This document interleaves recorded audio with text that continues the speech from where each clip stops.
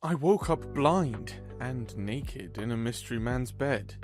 Something's wrong. I don't know what. I don't know where I am. I don't know why it's so quiet. But most of all, I don't know why it's so dark. Not nighttime dark. Not close your eyes dark. Wrong dark. I try to move, but my body's heavy, stiff. My skin aches like I've been asleep too long. I breathe in. Hospital air. Cold, bleached. But there's something else too. Laundry detergent, cinnamon, a blanket? I open my eyes. At least, I think I do. But everything's still black. I blink. Again. Again. Still nothing. My heart starts pounding before my brain can catch up. I sit up.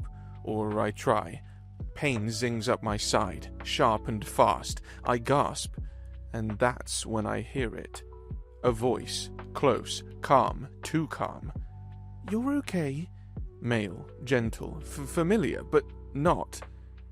"You're safe." I freeze. "Where am I?" I ask. My voice comes out hoarse, small. "You were in an accident." The voice is soft, careful, like it's been rehearsed. I run my hands over the blanket. My chest, my arms, everything hurts. My throat's dry, my palms sweat. "Why can't I see?" Silence. "Why can't I see?" Louder now, harsher. He hesitates. "There was trauma to your head, your eyes." I blink. I laugh, just once, a breathy, broken thing. No, that's no. You're wrong." "Henry, who are you?" I cut in. "Why are you here?" A pause, then he says it, soft as a bruise. "I brought you home. You didn't have anyone else."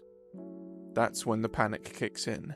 I throw the blanket off, swing my legs over the bed. The floor vanishes beneath me. I stumble, collapse. The pain slams into me like a freight train. I scream. He's there in a second, arms around me, steady, warm. "Don't touch me!" I shove at him, fists useless. "Don't touch me! I can't see! I can't!" My voice breaks, and so do I. I fold in on myself, fists to my eyes. Like maybe if I press hard enough, the light will come back? It doesn't. Flashback. 3 days ago. I don't remember the last time I felt that light, that calm. Maybe I never had. I was nervous, yeah, but it was the good kind. That shaky excitement that makes your hands fidget and your mouth smile for no reason. I kept checking the time, brushing invisible lint off my shirt, fixing my hair like 5 different ways before giving up and letting it flop. They'd texted. "Can't wait to finally hang out." Finally. Because this wasn't just some hangout. This was my first.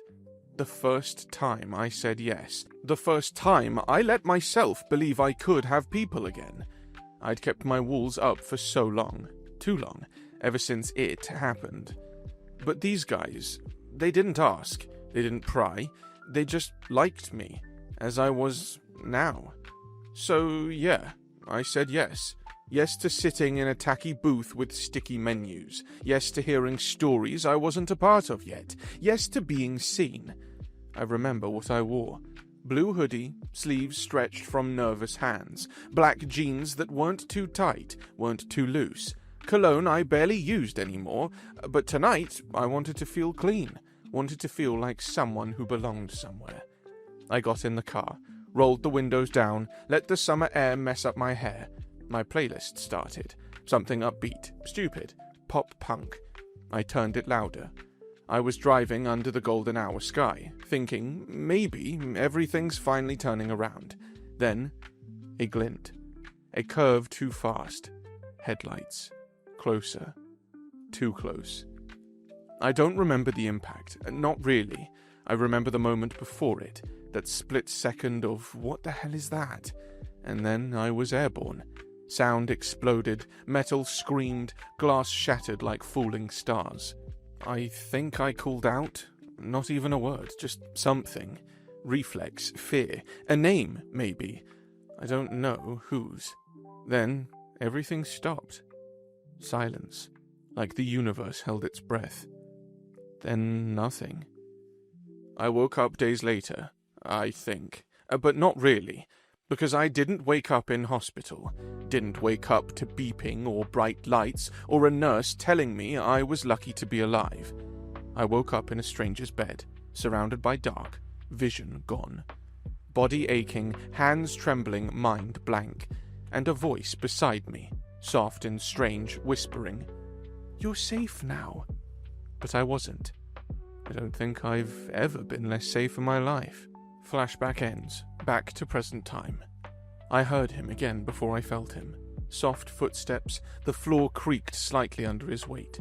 He didn't try to sneak, just moved gently, like he didn't want to scare me, like I was something fragile. Which pissed me off. "Who the hell are you?" I snapped, even though my voice cracked halfway through. There was a pause. Then he set something down. Ceramic clinked gently against wood. "I was your nurse, in the hospital," he said, calm as ever. I flinched. "No one said anything about a nurse," I muttered. "They discharged you early," he said. "The beds were full. You didn't have anyone listed to call, so I took you home." I blinked. Pointless, but I did it anyway. Home? His home? "You brought me to your place?" I asked slowly, like maybe repeating it would make it make sense. He didn't sound ashamed. "Yeah." I hated how steady his voice was, like this was normal, like I was the weird one. "I don't even know you." "I know. Our hospitals were running over capacity, Henry. You didn't have anyone to list as next of kin. I told the nurse on duty that I was your friend from school, the only one you'd talk to. I signed the forms. They were just glad to have one less patient." "You could be some freak," I said, louder now, trying to sound less scared than I was. "I could," he agreed. "But I'm not."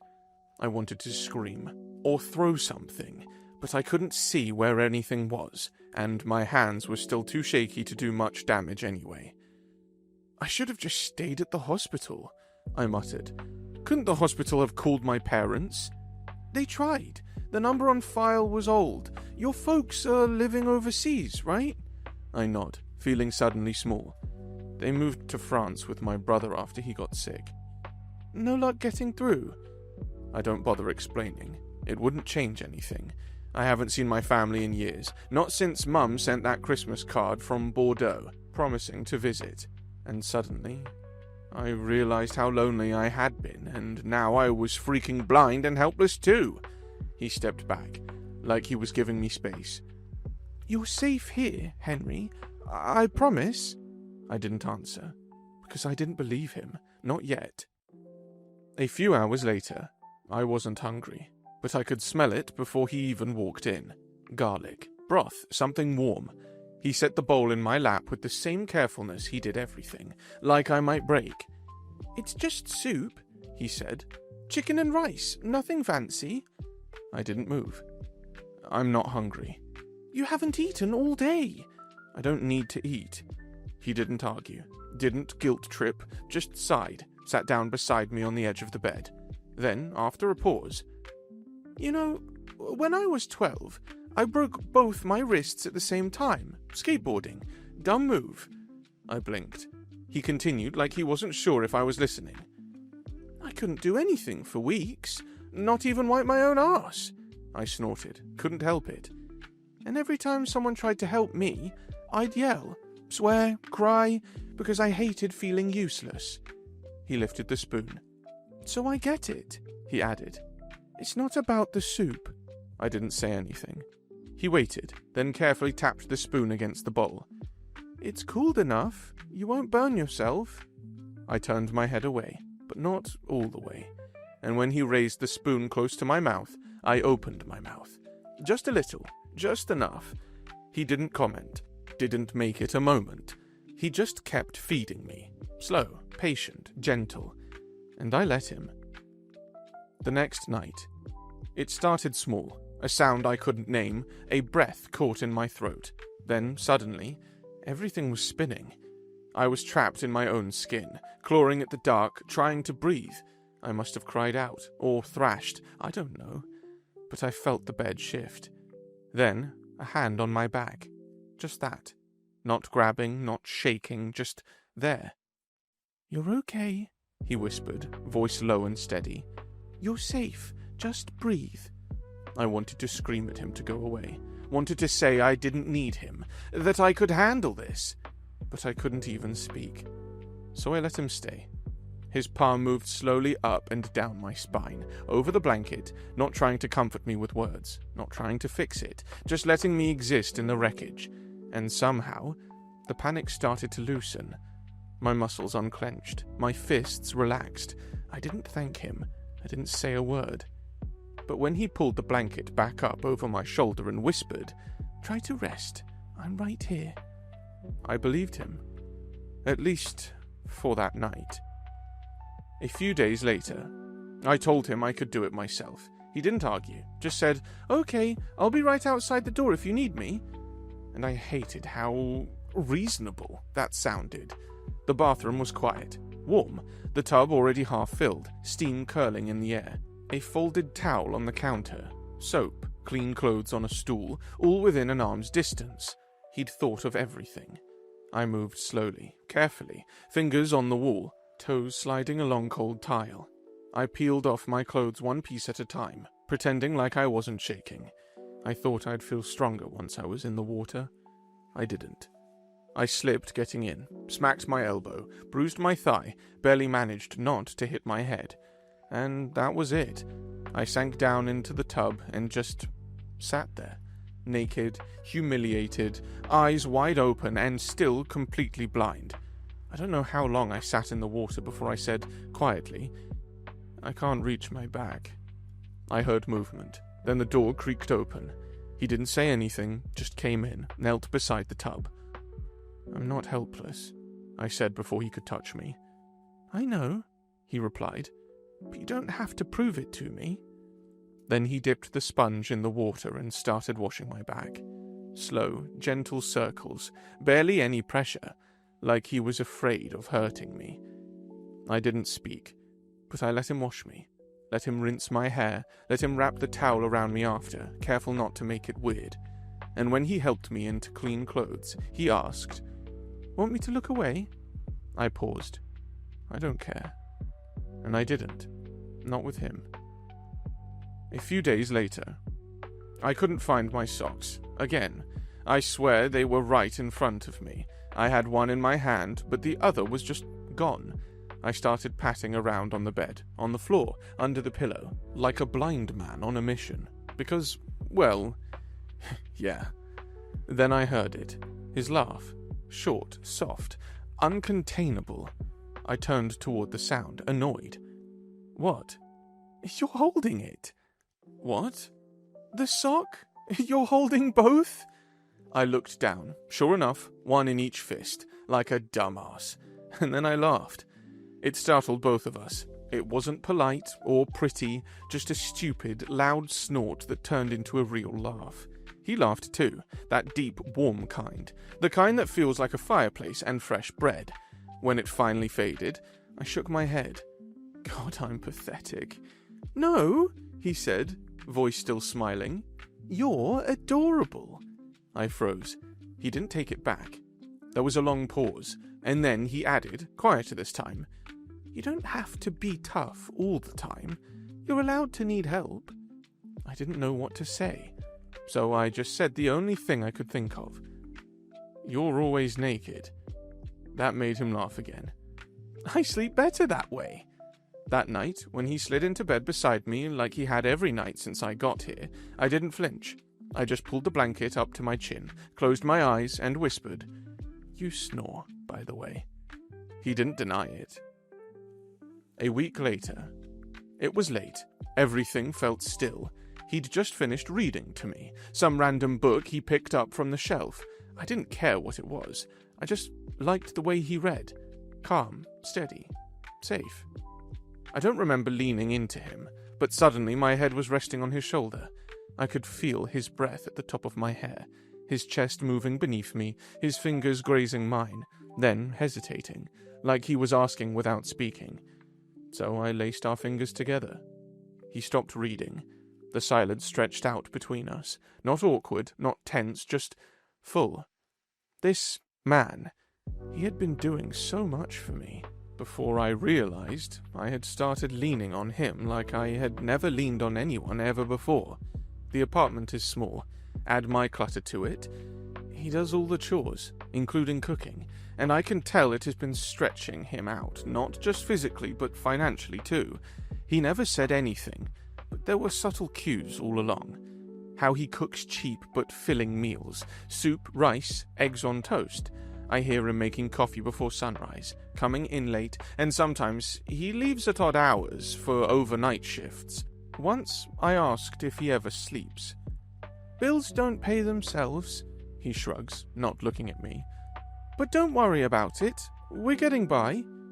Thinking about all this, I suddenly felt his warmth filling my whole heart. I tilted my face up slightly, not much, just enough to feel the warmth of him near me. And for a second, just one, I thought he was going to kiss me. I felt it, that magnetic pull in the dark, like we were two wires finally touching. But then he pulled back, just a little. "I'm sorry," he whispered. I shook my head. "Don't be." I couldn't see his face, but I swear I felt him smiling. We didn't say anything else, but my hand stayed in his, and neither of us let go. 3 days later. It started slow. Blurs, mostly. Shadows shifting behind my eyelids, then light. A real shape. The curve of a door frame. My own hands. I didn't tell him at first. I was afraid it would go away again. Afraid it wasn't real. Afraid I'd have to leave. But the next day, I woke up and I could see the sunlight on the wall. Golden, warm, gentle. Like him. The world was still blurry, but it was coming back. And for the first time in weeks, I looked over toward the body next to me. He was asleep. Naked, like always. One arm flung across the pillow. Hair mused, back rising and falling slow. And then, my heart stopped. Something about the slope of his nose, the jawline, that little scar on his lip. I knew that face. I knew that face. Suddenly, I couldn't breathe. A memory slammed into me so hard, I swear it knocked the air out of my lungs. Laughter, cruel, loud, echoing in the hallway. My hands shaking, eyes burning, heart thudding against my ribs while he stood there. That boy, smirking, saying things he couldn't take back, things that stuck to me for years. I scrambled out of the bed, hit my shin on the nightstand, didn't care. He stirred. "Henry?" I backed away, like he'd struck me. "You!" My voice cracked.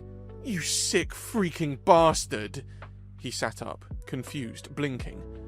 What? What's happening?" "I can see you!" My voice was ice. "I can see you now."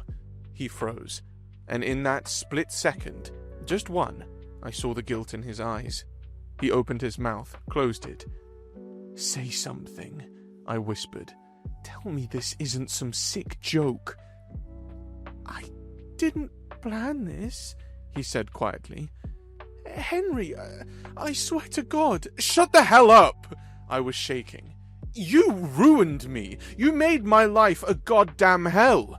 He stood up, still naked, still calm, but with pain in his face now. Real pain. "I was young. I was angry. I didn't know what I was doing back then." "You knew enough to humiliate me in front of everyone. You knew enough to laugh while I cried." Silence. "Why?" I choked. "Why me?"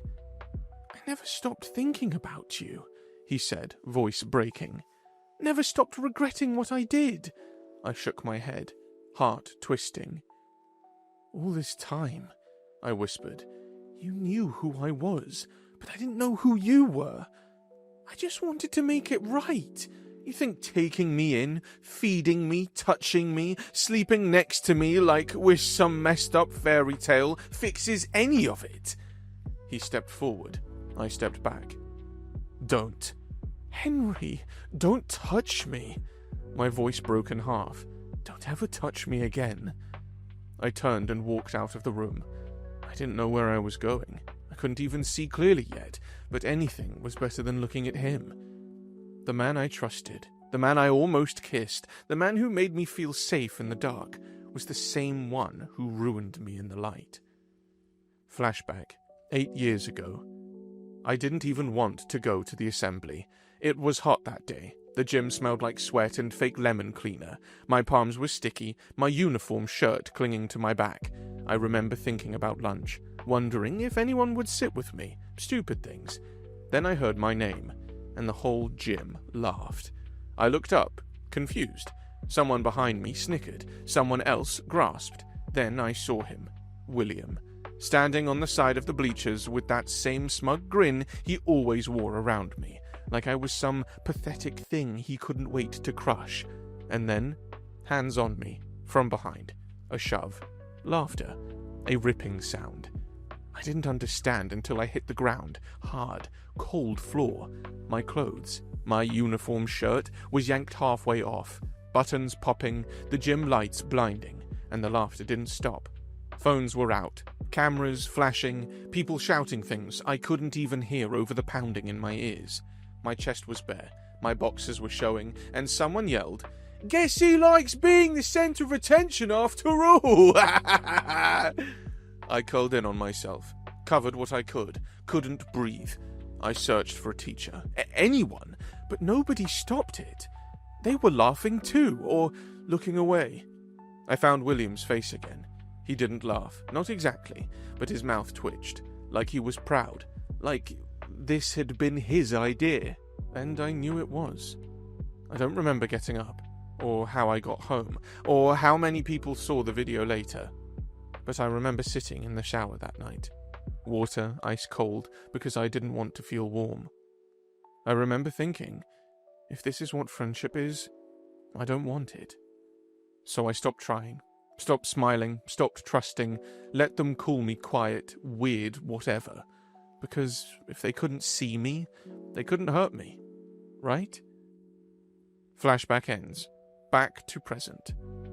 After the video, I left school early, transferred out 2 days later, blocked everyone, deleted every account. I even made my parents move apartments just so I'd never have to walk past the same corner of that gym again. Since then, I've made it my mission to never see anyone from that life again, especially him. So when I open the door and see William standing there like the past just rang my goddamn doorbell, my whole body locks up. He looks older, softer, no smirk, just holding something awkwardly in his hands.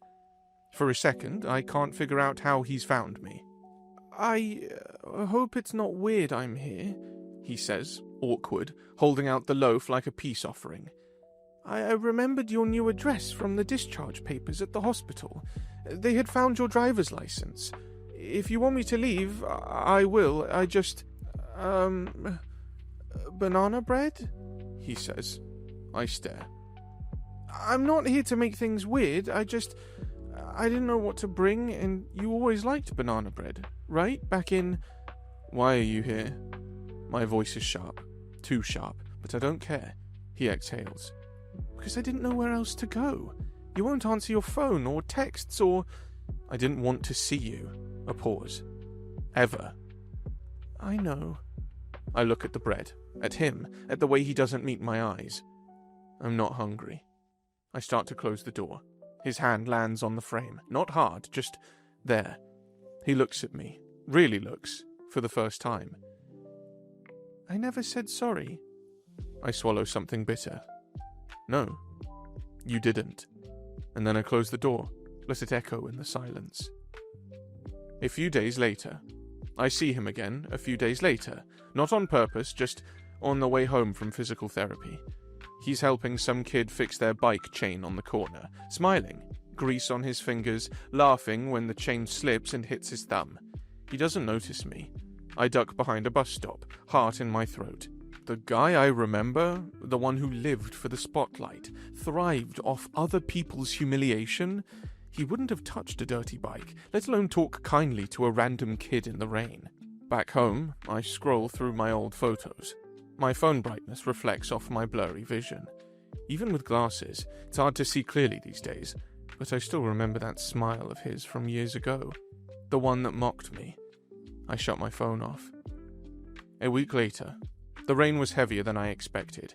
I was halfway across the road when my vision started to blur again.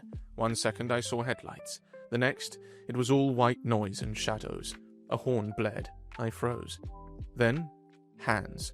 Arms around me, dragging me back just in time. My heart pounding so loud I thought I'd burst. When I looked up, blinking against the water, I saw him. William. His hair was drenched, his shirt soaked and sticking to his skin, but his hands were shaking worse than mine. "You almost got hit," he said, breathless. "No shit," I muttered, backing away. My knees buckled. I caught myself on the bench. "Jesus, Henry, your vision's not back fully, is it?" He crouched in front of me, water pooling around us on the sidewalk. "You can hate me all you want, just let me take care of you until your vision comes back fully. Please." I wanted to say no. I wanted to spit at him, scream, say I'd rather go blind forever than owe him anything. But my fingers wouldn't stop trembling, and I was so goddamn tired of stumbling. So, I nodded. Once. And the next morning, I was waking up on his couch. Again. But this time, it felt different. Not like I was broken and he was babysitting me. Not like I was trapped. Just two people trying. Trying to be in the same room without flinching. Trying to find something good in all the wreckage. He made breakfast. Didn't ask if I wanted it. Just made enough for two and left a plate near me with a quiet, "No pressure." I ate all of it. He noticed. Smiled. Kind of soft. "Still like pancakes, huh?" I looked away. I never stopped liking pancakes. We sat in silence after that. The good kind. Like neither of us needed to fill the space just to feel okay in it. That night, I walked past his bedroom, saw the door cracked open, and paused. He wasn't sleeping naked anymore, and I couldn't tell if I missed it or not. Because the truth is, I did fall for him. Not William, not the boy who ruined everything. The stranger. The voice in the dark. The soft laugh beside me in bed. The warmth of someone who never looked at me like I was fragile, or disgusting, or a joke. I think I loved that version of him. The one with no face. The one who never knew my past and just held me anyway. And now, here we are. Same house, same man. But every time he says my name, I can't decide if I'm hearing a memory or building a new one. And I don't know which one hurts more. 2 weeks later. It started like before. A stupid alumni chat, blowing up because some idiot resurrected the group for a reunion. And then someone posted the video. The one from school. The laugh track soundtrack of my life. Same audio, same cheap phone quality, same shame. They started tagging people. Memes, gifs, edits, jokes about my face, my reaction, my underwear. I didn't even open the thread fully. I saw my name, saw the still. Felt like I was falling through the floor again. And then I saw his name, William, typing.